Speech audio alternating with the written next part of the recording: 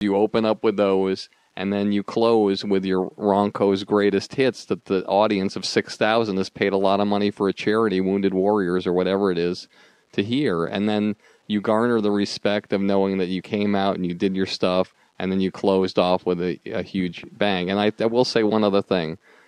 You know, if Stephen Wright were doing this benefit, he's not going to have as great a set as Brad Williams.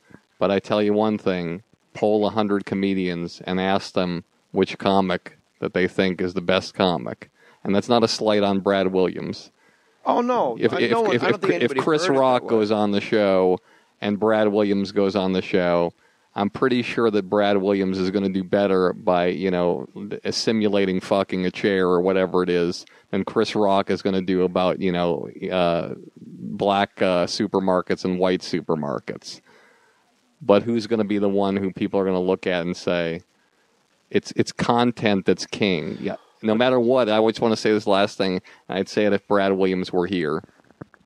And this is important for any... I don't think Brad Williams gets talked about this much in his own home. Well, that's what I'm saying. But I want to say this for Brad Williams and for any comedian listening.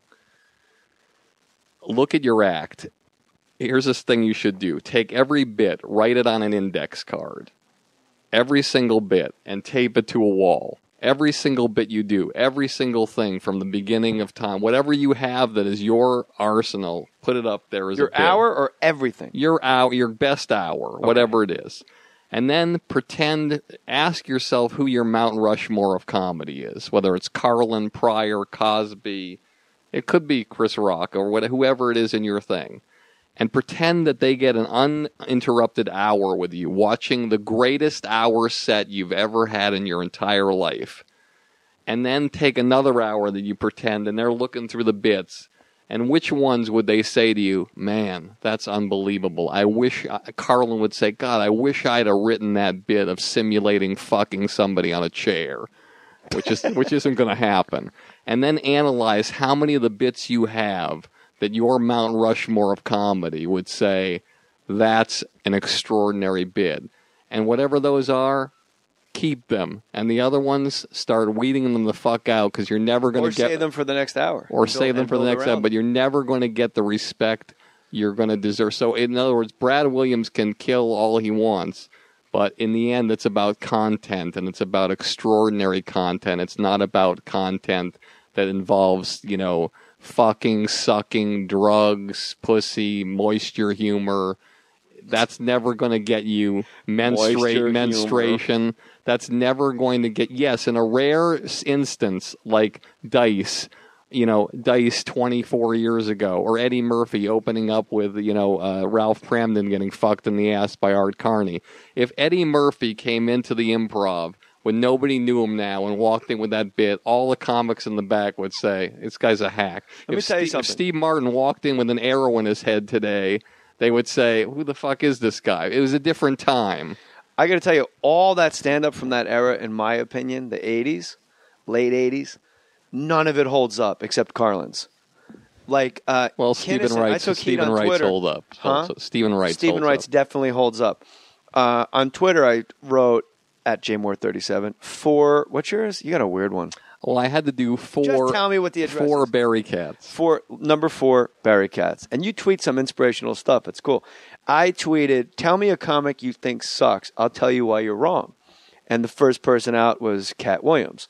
And I said, Cat Williams was the only comic to destroy Michael Jackson in front of an all-black audience who did not agree with him. Very brave. Next. And then it just became, you know, Twitter. The internet, if you give people enough time, they're just going to fuck it up. Then they're just giving me names of comics that they're not even saying who they think sucks. But stay on Cat Williams for a second. Yes, sir. That, again, risk.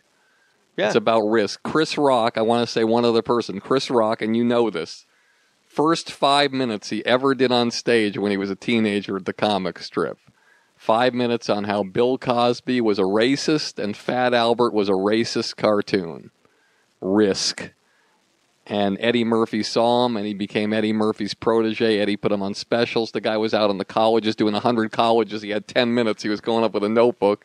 But he was trying, it just was his content that blew people away with the risk. And somebody wrote, I never found Sam Kinison funny. And I wrote, me neither.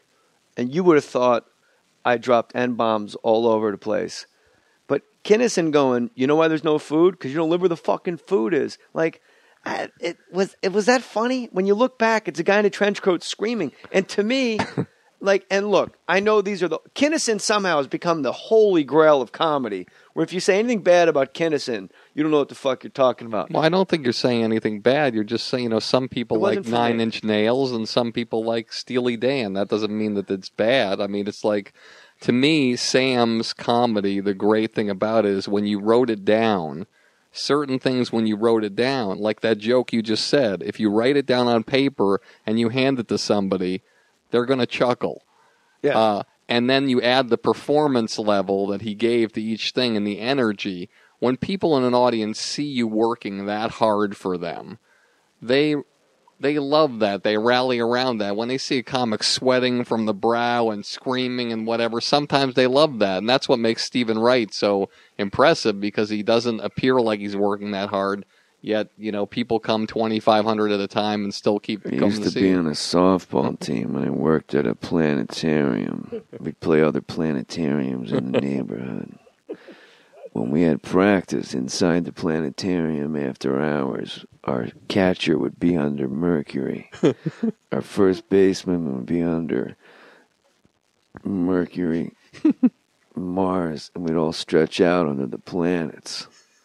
We had our first game, we got killed because we were all way too far apart. That is the weirdest joke in the world, that he makes up working at a planetarium. What about the one where he made up working at a fire hydrant factory and you couldn't park anywhere near the place? I mean, couldn't park anywhere near the place. Go to jmoore.com, click the Amazon banner. These are good ones. You're going to like this one, cats. My friend Francis Sparata. Yep, that's him. Francis Sparata. I had to double check. Hey, JJ, do this. Instead of having an Amazon on your toolbar, have jmoore.com on your toolbar. If you want to do any Amazon shopping, you can do it that way. And clear your cookies, I've been told to tell you. So instead of having Amazon on your toolbar, just have jmoore.com on your toolbar, and then you can just use the Amazon banner, and I will read your purchase on the air, and you can save some dough, and you could really help out the podcast. Kat, you're going to love this one. Hey, JJ, I'm going to Bosnia and Herzegovina next week to marry my love, Maha. Having a stag party, went to Amazon to order my 10-pack of Dickie slipping pecker straws and my 8-pack of pecker whistles, because why should girls have all the fun? Was pretty surprised of the overuse of the word pecker while shopping for said items. Pleasantly surprised. Keep up the good work, my man. I'll send a picture from the land of blood and honey. P.S. Thanks for the fanny footage with George Wallace. Sizzling. Thanks. Just a guy. Frank Sparata. No, you are not just a guy. You're a brave guy. You want to talk about bravery? It took me 3 times to read this Amazon order before I realized it's a gay guy marrying his gay lover. I thought it was a gay guy marrying a woman named Maha, and he went out and got pecker straws for him and his buddies to have little tiny penises in their mouths the whole party at a stag party. But then, he I guess outs himself. Why should girls have all the fun? Yeah, a fanny footage with George Wallace. That's on the YouTube channel that we have, youtube.com/morestoriesballs. Me and George Wallace did a podcast, which was hilarious. And then I went out on his balcony naked. He still owes me $500. He said he was going to pay me, and he didn't. So if you want to see me butt-ass naked, like Francis Sparata did, you can go to youtube.com/morestoriesballs and subscribe. Maybe we'll get a sponsor or something. But Frank Sparata, I hope you and your husband have a absolutely beautiful life together. You guys know me. I'm pro-gay marriage. I'm meet your best friend you want to kiss and wrap it up. Barry, you got into comedy. People don't realize not only you were a comedy manager, but you did comedy for a long time. And I remember when you used to MC shows. You're probably the best MC I had ever seen in my life. To this day, no MC did it the way you did it. Because when a guy had no credits, you would just give them, if a guy has no credits, now it seems everybody goes, and people listening that have been to comedy clubs, they know this. It's like, all right, you've seen him at clubs and colleges all over the country, and check him out on Comedy Central, blank. Cats, I'm going to do you doing your greatest intro, all right? Have me introduce you before you did anything at all, booked any job at all or anything. All right, you guys ready for more show? How about a round of applause on this side of the room? A round of applause for that side of the room over there? How about down front, the people that hate me? Just staring at me saying, make me laugh, you big blonde Jew, make me laugh. All right. Our next comic, I'm so excited to bring him up. He's one of the most... I want to get it right. That was one of your jokes. Yeah, is that true? Yeah, that's true. The people, all the comics are in the back of the room. They're all getting ready to perform for you. They're doing stretching exercises and coke. I'm just kidding. They're not doing stretching exercises. This next comedian is one of the hottest comedians in the country, and you are about to see why. Please welcome Jay Mohr. That was the big, awesome intro. He's one of the greatest comedians in the country, and you are about to see why. I always wanted... No credits. You're like the Vince Scully. It was great. I always wanted to just... This is a weird thing about me is like I have this... I'm not good at remembering names of people so well. But when I hosted, it was this weird thing. I would host, and I was a spritzer, so I would just talk to the audience and improv with the audience. And if there was a guy from a certain part of the country, that would be in between one act. And then at the end, when that act went off stage and there was the applause, I'd be like, okay, let's hear it for that guy from Dedham, Massachusetts, the accountant. Let's hear it from Becky, the nurse over here. Let's hear it from the people in back, the people who hate me. And I just, after every guy, if there were 10, I would tie them all in after every one, and it would be like a thing like that. And I never was good at that in life, but on the stage, I could do it pretty... What do you mean you're not good at that in life? I'm not good at remembering, like, if there's 10 names, the people I meet, like if I met 10 people right now at a party... I wouldn't be able to maintain all the names, but I was able to do it in the comedy club when I was hosting. And then I believe, like, when I started managing, what was weird about it was, and I'll get into that a little bit, but when I decided I wanted to start managing, the hottest guy in New York probably at the time was Colin Quinn, and he was probably making about, $5,000 a week on the road or whatever it was. And don't make a big deal out of it. And you couldn't, I couldn't manage anybody who was making any money because I was just starting as a manager. So I had to represent teenagers like yourself. Because you're a pederast. That's right. And you just had to work that way. And I'm sorry, I can't get this guy's penis straw stag party out of my mind. That's okay. Wouldn't you love to be at that wedding? I would love to observe the wedding, yes. Because anytime you do stand-up comedy and there's a bachelorette party, they always got like straws that are shaped like dicks and they're drinking out of the head of the dick. No, nobody even goes like, hey, you're walking down the street with a cock strapped to your neck. They always got some necklace made of cocks. And no one's ever like, you kind of look fucking stupid. Imagine a guy walking down the street with a bunch of fucking twats hanging around his neck. Just a necklace of pussy. Just vagina necklace. You'd be arrested in the street, right? But it'd be a risk. It'd be a risk, man. All right. So you emceeing, you're always huge. You point out a lot when comics get in their own way. And I know my big mouth, that's my thing of me getting in my own way. I'm not a self-saboteur. I'm not a drug guy. I used to be a booze guy, but I got out from under the anvil right in the nick of time.